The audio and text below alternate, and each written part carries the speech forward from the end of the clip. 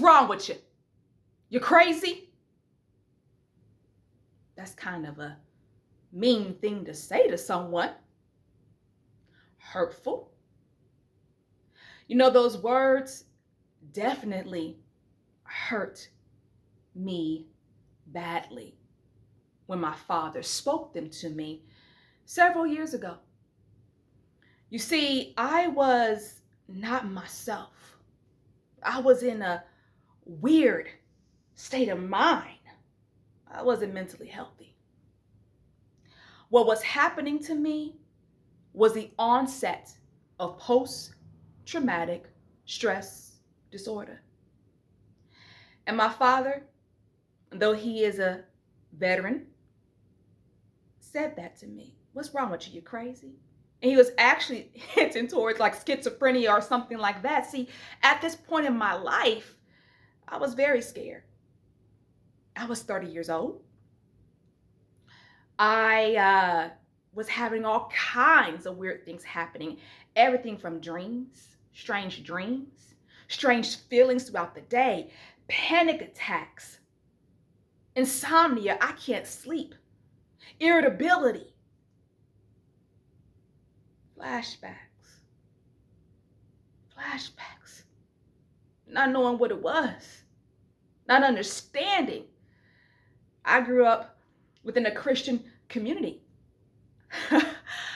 I thought the demons were after me. There's got to be a demon in my house. I'm going through my children's things, looking through their things. Something's wrong.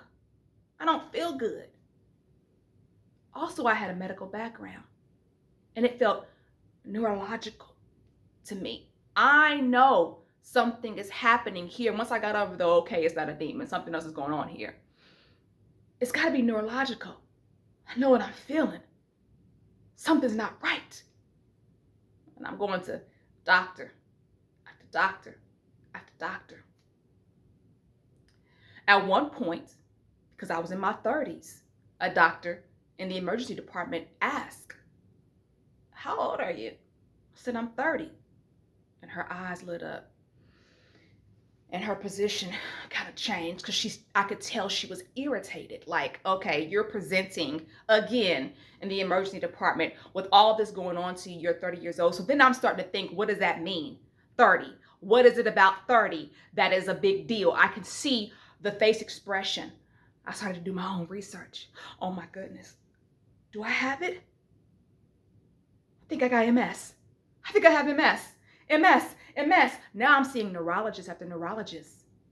MRIs, EKGs, tests that are so painful, having the needle stuck in the muscles of your body only to find out that everything is clear. Well, now you get mad. It's got to be that doctor. I went to the best doctor I could, paid out of pocket for it, and it's clean. I need a second opinion. I go get a second opinion. What? Nothing's there? That's it. I'm going to the best neurologist that I can find. I'm going to Cleveland Clinic. And as I was there, you do the whole neurological checks, right? Walk this line, do this, cover this eye, same rigmarole. Then it's irritating as all get out because I've done this 1, 2, 3. I'm tired of these little neurological checks. What's wrong with me? And he told me, you don't have MS. You never will. You do not have the mold or anything like that even fits this disorder. You have post-traumatic stress disorder. And I was in shock. And the first thing I thought about was a veteran? Like people who go to war? That's what's wrong with me? I was hurt. But then I began to understand. If you've heard me speak, you know I'm an empowerment coach, an author, a motivational speaker, and I talk about surviving domestic violence. And yes, that's one of the reasons why I developed post-traumatic stress disorder, but that's not the only reason. childhood trauma, microaggressions that are so profound from religious institution that I belong to. So much trauma, so much layers of it. I have PTSD. But what does that mean? You know, one thing about having PTSD, people don't get it. Not everybody. So people really, a lot of times, have a hard time caring or even understanding. Because you find that people will say, I've been through things in my life. I've been through this. I've been through that. You just get over it. You pray through it. Have you been praying? Do you know what it means to supplicate God? Now you're being accused of not being a faithful Christian. How terrible. Well, that's the reality. Some people get it and some don't. You see, you can go through things. You can even feel intense anxiety for a moment, and then it settles back down. With PTSD, the trauma doesn't settle back down. Well, what's really happening? Let's grab Lisa, our assistant today. This is Lisa. I don't really know why her name is Lisa. The beauty supply store that I bought her from said her name was Lisa. This is Lisa. We have different lobes within our brain, okay? We have our frontal lobe. Right behind that, we have our parietal lobe. Behind that, we have our occipital lobe. If you know anything about barbering and cutting, they talk about the occipital lobe a lot of the times. Then we have our temporal lobes on the side, our temporal lobes. And this is where we want to focus on when we're talking about post-traumatic stress disorder, our temporal lobes, and what is it happening inside of the temporal lobe. Now, inside the temporal lobe, we have something called the limbic system. Now, our limbic system is a beautiful thing. You see, our limbic system is responsible for physical activation, our emotions, our memory. That's our limbic system. Now, let's break that down. Inside of that limbic system, we have something else, something really, really special, our amygdala and our hippocampus. Wonderful parts of our brain. See, they work together like a team. I like to think of it as our amygdala being the president and the hippocampus, that vice president. You see, our amygdala powers our emotions and our senses, hearing, touch, tasting, smells, the way we go through life. And it translates memories and emotions to our hippocampus. But see, when you've had trauma, whether it's a one-time event, like a rape, a natural disaster, a car accident, or whether it's something that has happened repeatedly over time, being a survivor of domestic violence, experiencing something like trauma from an institution that you trusted, that was continuous. These things can cause PTSD, but what is happening inside the brain?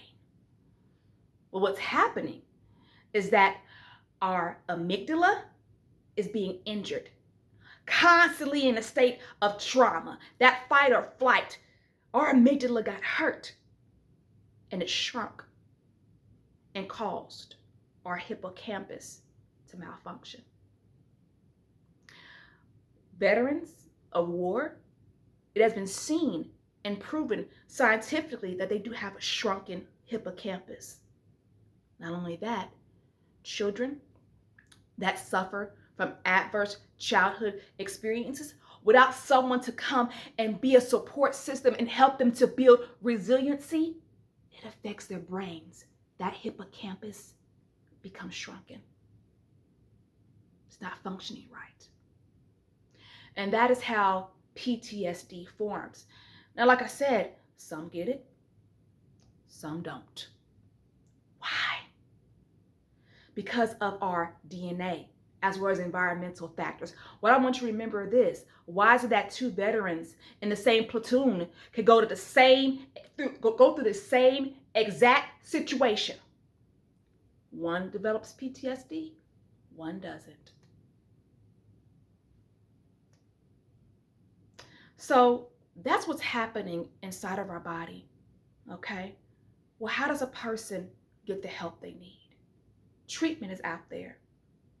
Help is out there. It's not always easy to ask for it. So finding the right support system is very, very important. And let me be really, really clear. For those of you out there who are survivors of domestic violence, sometimes the people who you think are going to be there and hold you down and help you, you realize they are not going to be there for you.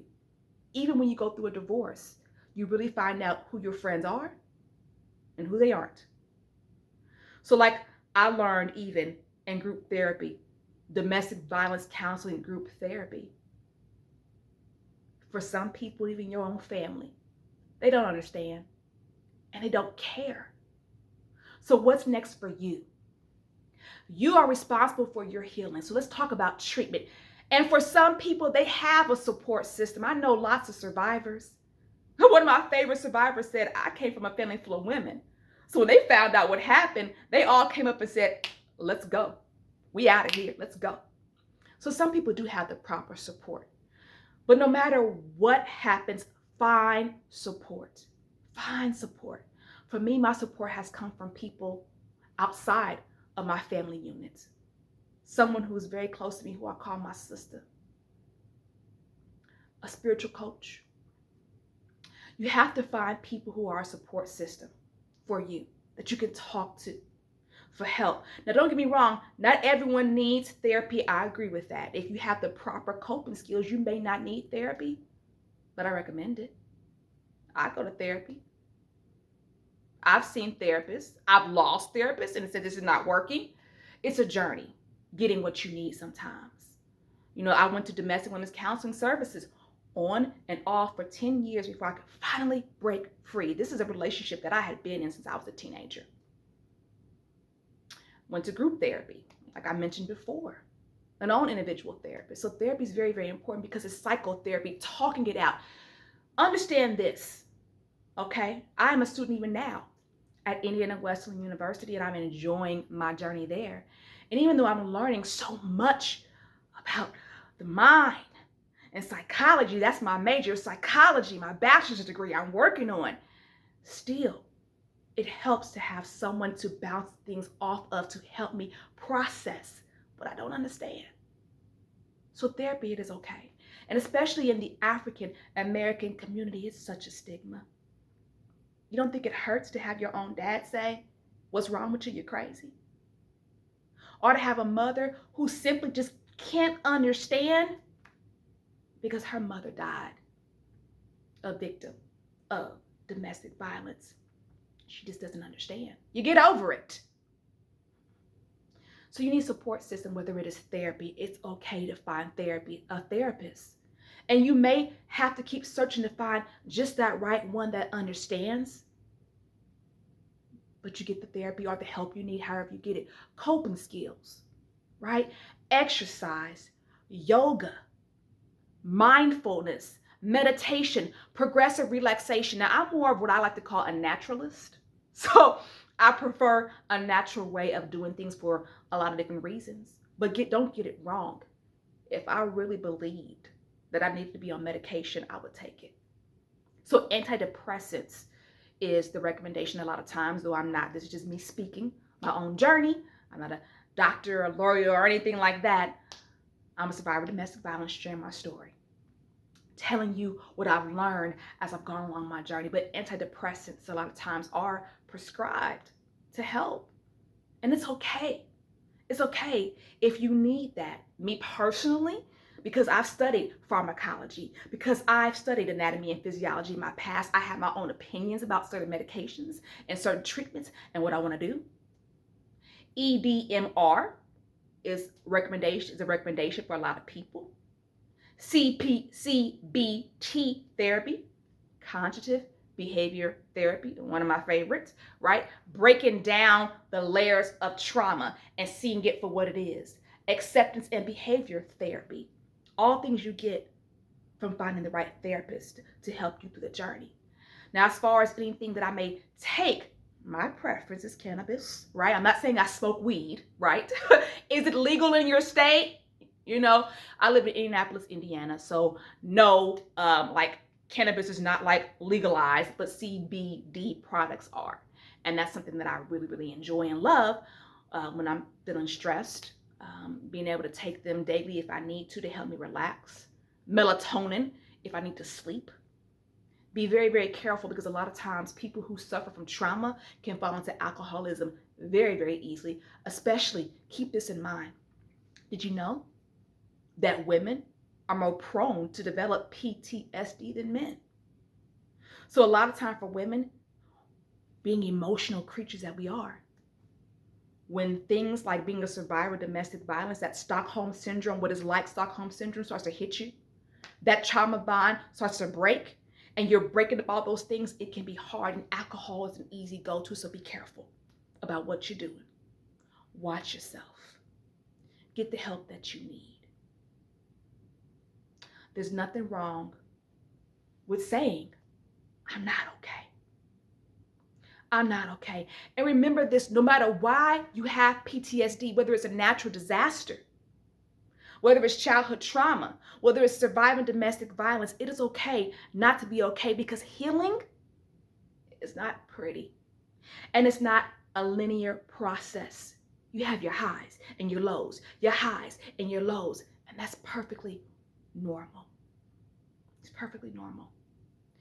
PTSD is manageable, but you have to put in the work.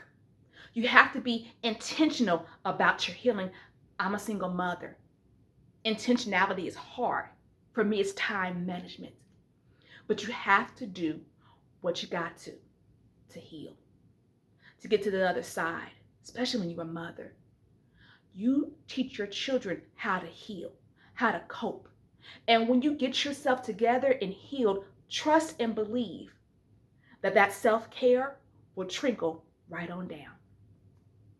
Post-traumatic stress disorder. You can live a full, happy, successful life. And by taking good care of yourself, you will.